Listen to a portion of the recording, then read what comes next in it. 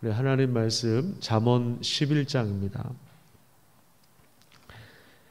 잠언 11장 1절에서 15절까지 말씀을 읽겠습니다.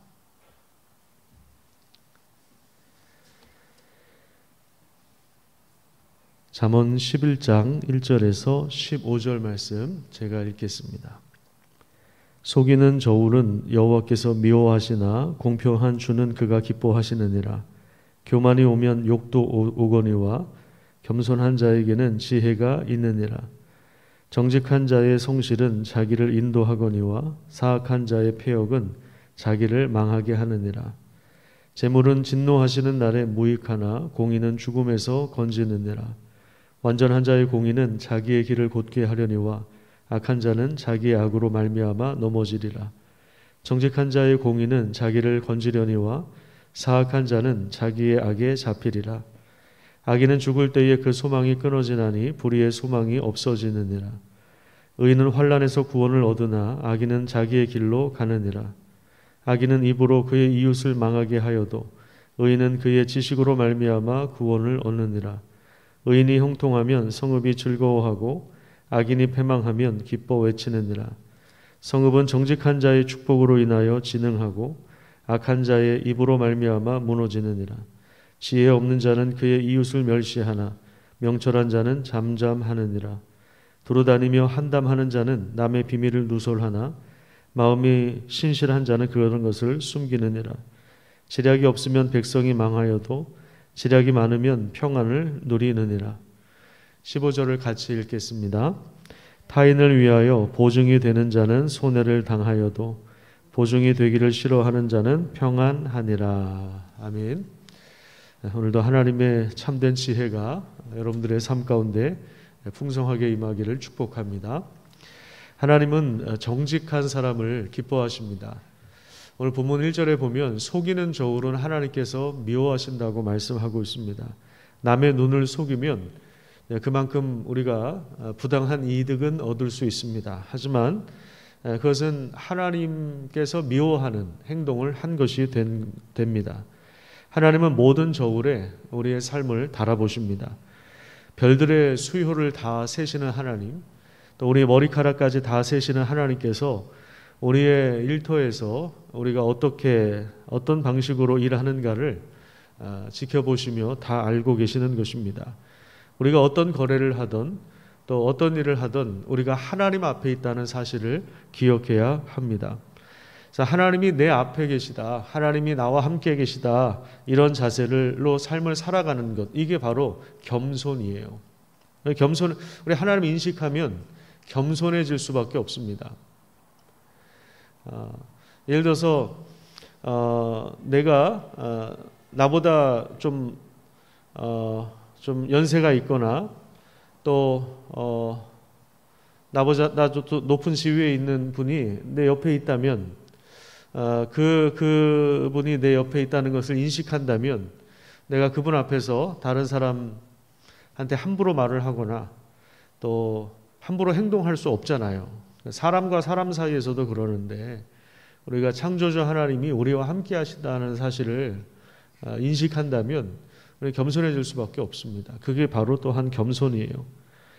겸손한 자에게는 하나님의 지혜가 있습니다.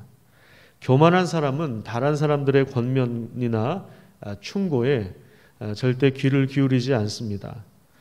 자기를 돌아보지 않으면, 성찰하지 않으면 사실은 우리가 계속 교만한 길을 걷게 되는 것입니다.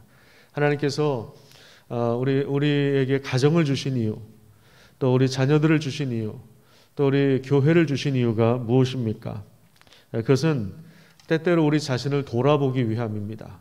우리가 다 옳은 것이 아니거든요. 내가 생각한 것, 내가 말하는 것, 내가 행동하는 것, 내가 주장하는 모든 것이 다 100% 옳을 수가 없습니다. 그렇기 때문에 우리는 이웃과 공동체를 통해서 우리 자신을 돌아보고 성찰할 수가 있어요. 그렇지 않으면 우리는 교만한 길을 걷게 될 수밖에 없고 결국에는 욕이 따라옵니다. 2절 말씀해 보세요. 교만한 사람에게는 뭐가 온다고 합니까? 욕이 함께 온다. 그러니까 욕먹을 짓을 계속하는 거죠. 하지만 겸손한 자에게는 지혜가 있다고 말씀하고 있습니다. 그렇기 때문에 공동체 안에서 우리는 점점 더 예수님을 닮아갈 뿐만 아니라 성장하며 성숙해 갈 수가 있는 것입니다. 또한 4절에 보면 재물은 진노하시는 날에 무익하다 이렇게 말씀하고 있습니다. 교만하게 모은 재물가 겸손하게 그 하나님의 지혜로 살지 않은 삶의 결과 교만하게 모은 재물 또 속여서 얻은 부동산은 결국 진노하시는 날에 무익합니다. 악한 자는 자기의 악 때문에 넘어지지만 정직한 자의 공의는 결국 자기 생명을 건져 올립니다. 악인은 죽을 때 그 소망이 끊어지지만 의인은 환난에서도 구원을 받습니다. 교만한 악인은 그의 입으로 이웃을 망하게 하지만 의인은 지식으로 구원을 얻게 됩니다. 또한 도시는 정직한 자의 축복으로 부흥을 경험합니다. 하나님을 경외하며 또 겸손하고 정직하게 살아가는 사람들을 통해서 하나님은 그 도시에 복을 주십니다.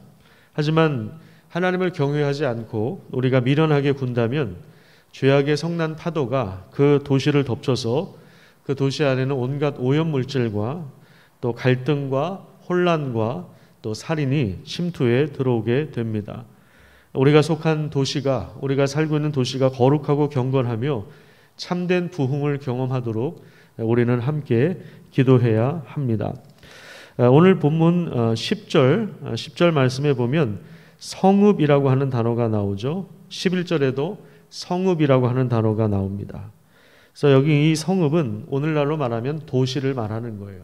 우리가 살고 있는 도시에 하나님의 복이 임하기 위해서 우리가 정직하고 겸손한 길을 걸어야 하는 것입니다.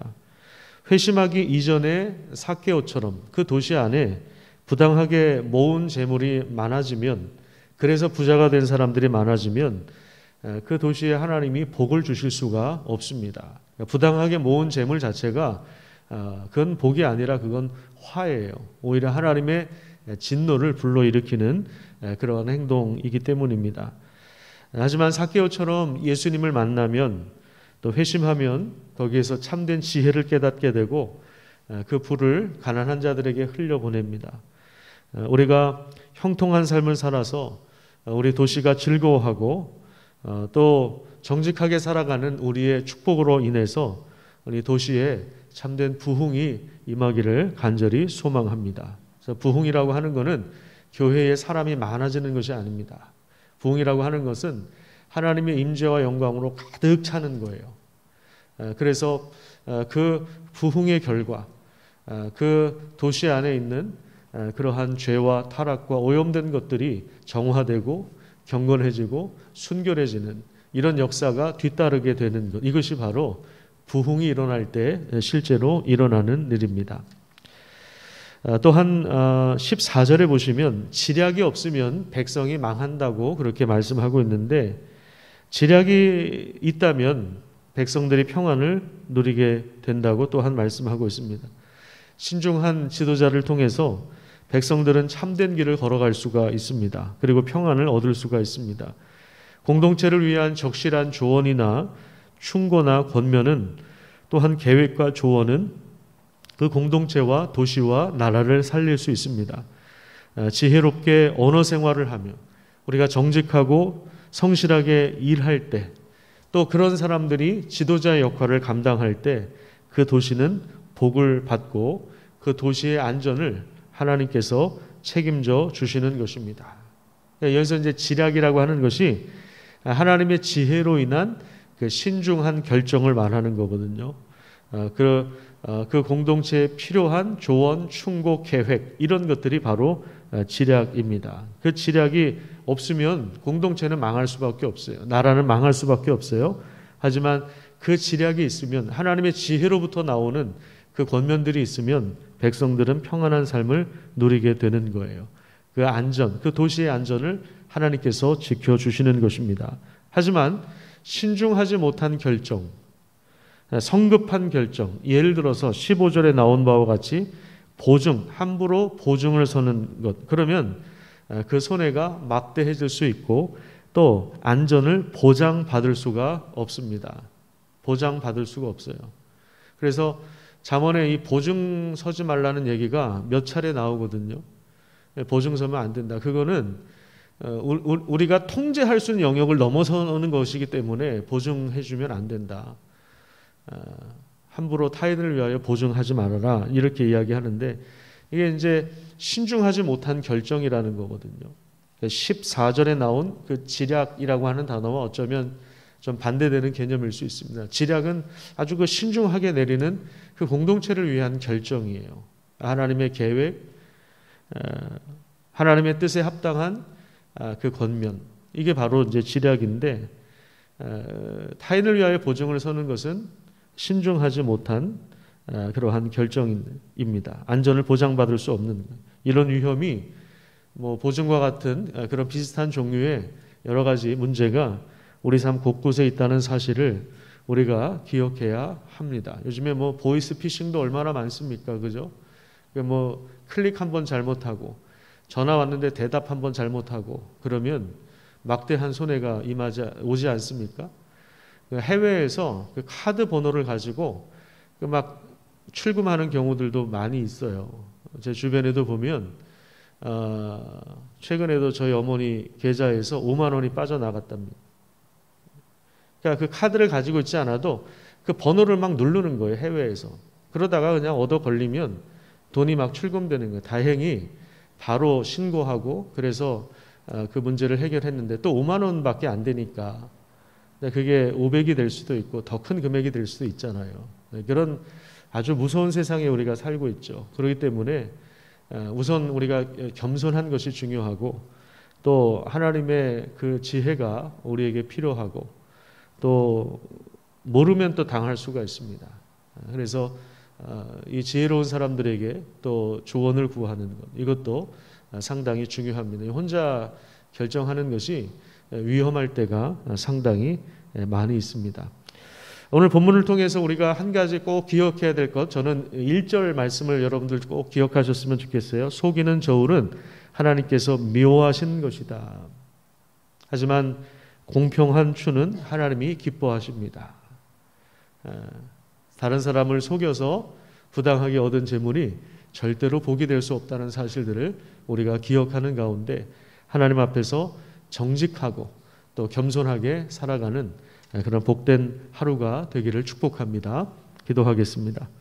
하나님 감사합니다. 오늘 새벽에도 우리를 깨워주신 하나님 말씀 앞에 정직하게 반응하고 우리가 겸손하게 살아갈 수 있도록 인도하여 주셔서 하나님의 지략을 무시하고 하나님의 지혜를 무시하고 또 공동체의 충고와 조언과 권면을 무시할 때 결국에 교만을 행할 수밖에 없고 거기에 욕이 따라올 수밖에 없다는 사실들을 기억하면서 우리가 하나님의 참된 지혜 앞에 말씀 앞에 겸손하고 정직하게 살아갈 수 있도록 오늘도 우리를 붙잡아 주시옵소서. 신중하지 못한 그 결정들이 얼마나 많은 백성들을 아프게 하고 또 힘들게 하는지 우리 사회에 얼마나 많은 위험 요소가 들어있는지 우리가 알고 있습니다. 그렇기 때문에 우리의 안전을 보장해 주실 분, 우리의 피난처가 되신 분이 오직 하나님이심을 우리가 기억하면서 참된 지혜를 가지고 살아갈 수 있도록 인도하여 주시며 악한 자의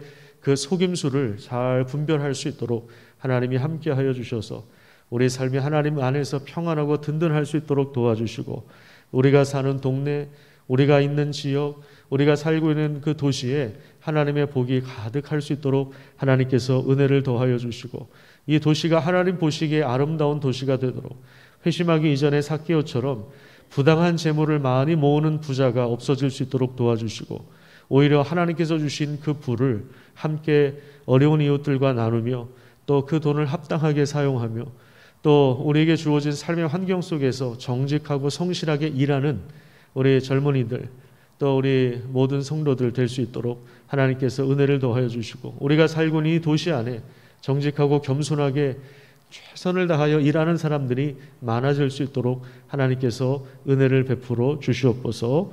감사드리며 예수님의 이름으로 기도드립니다. 아멘.